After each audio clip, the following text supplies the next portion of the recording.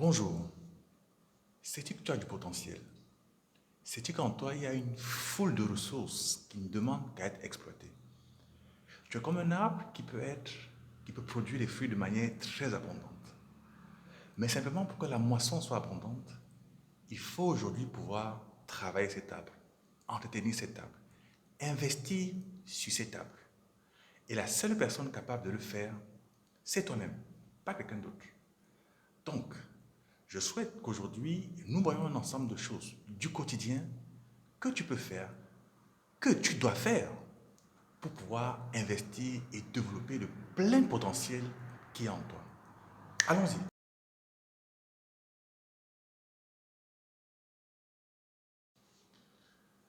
Bonjour à nouveau, je suis Franklin Domché, je suis coach en excellence opérationnelle. Et dans cette vidéo, je souhaite que nous voyons 5 éléments qui peuvent te permettre au quotidien d'améliorer ta valeur, d'améliorer tes compétences, de déverrouiller le potentiel que tu as en toi. Premier élément que l'on va voir, c'est ton expertise. Il faut que tu travailles sur ton expertise. Ton expertise, c'est simplement le domaine que tu maîtrises dans ta vie et dans lequel tu as un avantage compétitif. Que tu sois commerçant, que tu sois jardinier, que tu sois ingénieur, informaticien, il y a quelque chose sur lequel tu as une connaissance que les autres n'ont pas. Il faut que tu l'améliores.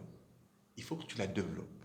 Il faut que tu identifies quelles sont les opportunités, quels sont les paliers supérieurs sur lesquels tu dois ambitionner d'être. Et comment est-ce que au quotidien, tu vas continuer à te former, tu vas continuer à apprendre, tu vas continuer à aller de l'avant dans la connaissance. Ça peut être une connaissance théorique en te documentant, en allant sur Internet. Aujourd'hui, il y a sur Internet une foule d'informations sur laquelle que tu peux utiliser comme ressource pour apprendre. Tu peux également apprendre en pratiquant. Ne manque jamais une occasion de pratiquer davantage, d'essayer de nouvelles choses, d'essayer de nouvelles façons de faire. Parce que chaque fois que tu fais différemment, chaque fois que tu anticipes, chaque fois que tu revois ton modèle, tu apprends. Même si c'est un échec, c'est pas grave. Tu apprends et ça permet d'améliorer ton expertise dans ton domaine. Deuxième élément que je souhaite que nous voyons, c'est ton leadership. Ton leadership, c'est quoi? Pourquoi est-ce que tu dois travailler sur ton leadership?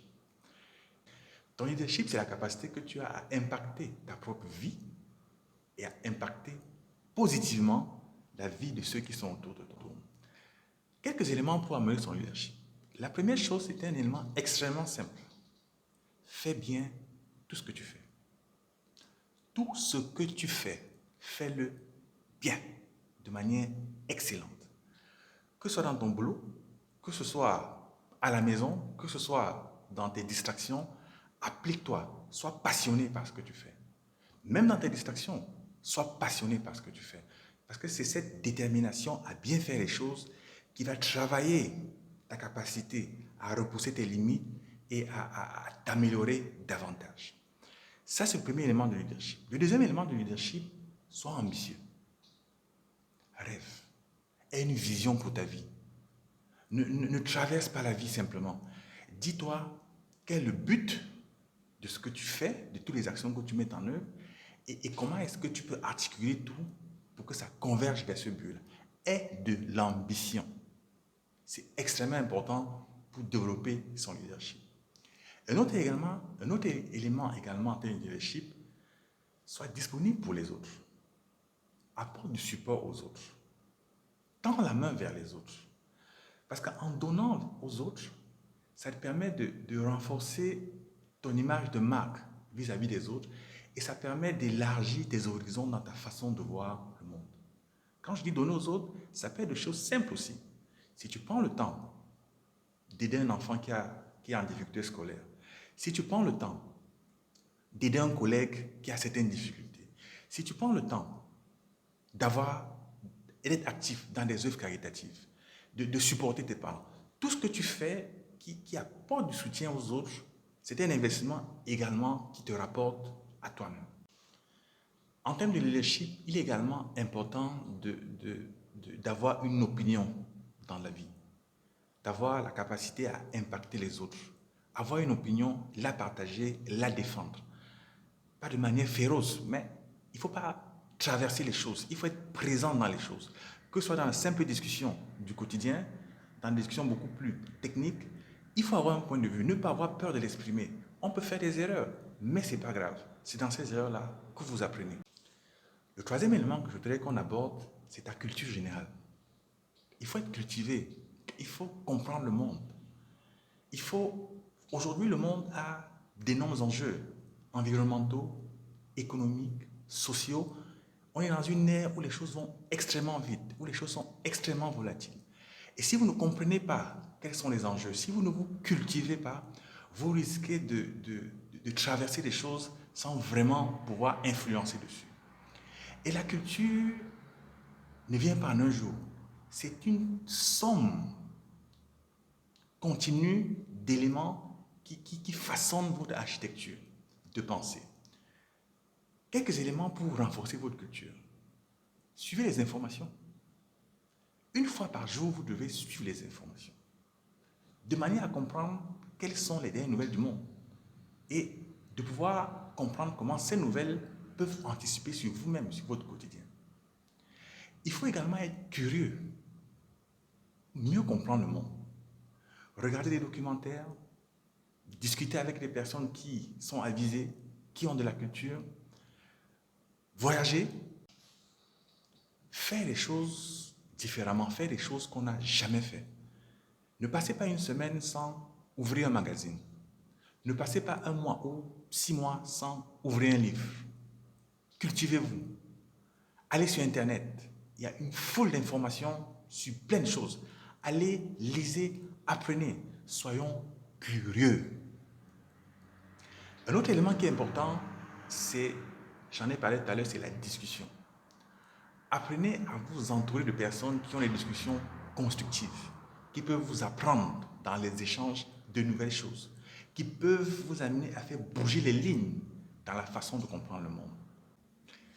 Un autre élément qui est extrêmement important dans la culture, ce sont les hobbies. Les hobbies, c'est tout ce qu'on fait sans intérêt particulier, juste par passion, juste par amour. Et un hobby et une passion, que ce soit le jardinage, que ce soit la cuisine, que ce soit la photographie, que ce soit la nature, l'histoire, la sociologie, et quelque chose qui vous amène à fouiller de manière spontanée, sans intérêt particulier. Toutes ces choses qui semblent disparates, en réalité, participent à créer une vision du monde qui vous sera utile un jour ou l'autre, qui va vous permettre de contribuer quelque part et permettre de renforcer l'image de marque que la société aura vis-à-vis de vous. Et bien évidemment, vous permettre également de prendre des décisions, d'anticiper dans l'avenir. Le quatrième élément sur lequel je pense qu'il est important que tu travailles, c'est ta sagesse. Ta sagesse. Tous les éléments qu'on a vus précédemment, ce sont un ensemble de choses qui vont renforcer, disons, ton expertise technique et ta compréhension générale. Mais ta sagesse, c'est ce qui va te permettre de prendre les bonnes décisions au bon moment. La sagesse peut être innée, mais si on n'a pas eu la chance de l'avoir de manière innée, on peut la cultiver. Et le meilleur moyen de le faire, c'est de se rapprocher des personnes qui sont sages, des personnes qui ont de l'expérience. Nous avons autour de nous nos parents, nous avons autour de nous des collègues, des personnes qui sont dans le monde professionnel, qui y sont depuis 30 ans, 40 ans. Approchons-les avec humilité. Approchons-les pour apprendre, pour être à l'écoute. Il n'y a pas de sage parfait, mais chaque personne avec qui vous échangez, qui a de l'expérience, peut vous apporter quelque chose. Faisons preuve d'humilité pour recevoir ces connaissances-là et pouvoir les utiliser pour enrichir notre potentiel de sagesse. Un autre élément qui est important, c'est l'écoute. Si on veut améliorer notre sagesse, apprenons à écouter plus qu'on nous parle. Quand vous parlez, vous donnez. Quand vous écoutez, vous recevez. Écoutez davantage et vous verrez que ça va améliorer la retenue et la capacité à faire preuve de proportionnalité dans tout ce que vous faites et ça va vous aider à construire votre sagesse et à être beaucoup plus efficace dans ce. Toujours pour renforcer sa sagesse, je nous suggère d'apprendre de nos expériences. Dans la vie, prenons le temps de prendre du recul et d'apprendre de nos expériences. D'essayer d'analyser pourquoi telle chose a marché, pourquoi telle chose n'a pas marché, et qu'est-ce qu'on peut en tirer comme leçon pour l'avenir. La vie, ce n'est pas une course de vitesse, c'est plus un marathon. Et chaque expérience, chaque difficulté qu'on a eue peut enrichir notre sagesse. Mais si on ne prend pas le temps de se poser et de mettre tout ça en perspective, on risque d'aller d'échec en échec. Le cinquième point sur lequel je pense qu'il est important que tu travailles, c'est ton image de marque et ton bien-être. Je commencerai par le bien-être. Ta personne physique, c'est le véhicule qui te permet de driver tout ce que tu fais. Il faut en prendre soin. Il faut avoir une vie saine. Il faut faire du sport.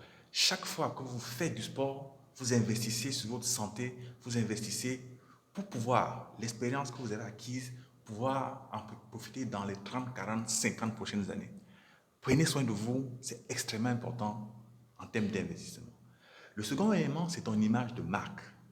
Ton image de marque, de manière globale, c'est l'image que tu renvoies aux autres. C'est la perception que les autres ont de toi. Il y a un ensemble de choses qui peuvent soit l'améliorer, soit détériorer cette image-là. Et c'est vraiment des choses simples. La première chose pour améliorer ton image de marque, c'est le soin que tu apportes à ta personne. On ne demande pas d'être habillé en Dior, mais simplement soit bien coiffé, soit propre, soit et des habits repassés et une tenue présentable tout le temps. Même à la maison, au boulot, dans les exercices sportifs, soit présentable. Le deuxième élément qui va travailler ton image de marque, c'est ta tenue et, disons, ta communication verbale et gestuelle. Ne sois pas exubérant, il faut apprendre à être posé. Évite de faire preuve de vulgarité, parler trop fort, avoir des gestes extrêmement exubérants. Ça ne participe pas au raffinement de ta personne. Il faut savoir faire preuve de finesse et de rareté. Ce qui est rare est bien. Ta parole, ta façon d'agir, d'être, doit être posée, raffinée, rare. Doit donner envie. On doit être impatient de t'écouter. Ne parle pas à tout vent. Ça ne t'apporte rien.